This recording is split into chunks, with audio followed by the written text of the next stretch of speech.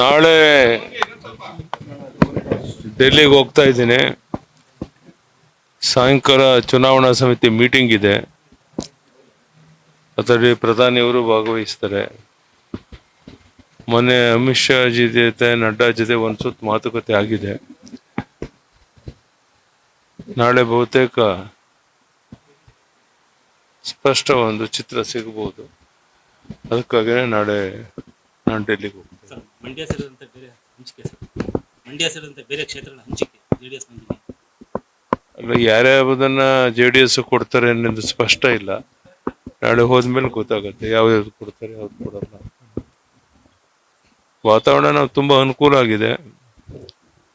ಮೋದಿಯವರ ನೇತೃತ್ವದಲ್ಲಿ ನಿಶ್ಚಿತವಾಗಿ ಒಂದು 24-25 ಸೀಟು ಲೋಕಸಭೆಯಲ್ಲಿ ಗೆಲ್ತೀವಿ ಅನ್ನೋ ವಿಶ್ವಾಸ ಇದೆ. ಆ ದಿಕ್ಕಿನಲ್ಲಿ ಎಲ್ಲ ಪ್ರಯತ್ನ ನಡೀತದೆ. ಕಾಂಗ್ರೆಸ್ನಿಂದ ಗೀತಾ ಶಿವರಾಜಕುಮಾರ್ ಸ್ಪರ್ಧೆ.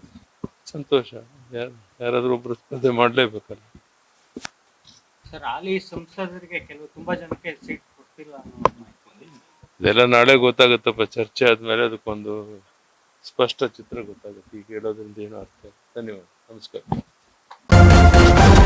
ನ್ಯೂಸ್ ಫಸ್ಟ್ ನಿರ್ಭೀತಿಯಿಂದ ನಿಮ್ಮ ಪರವಾಗಿ.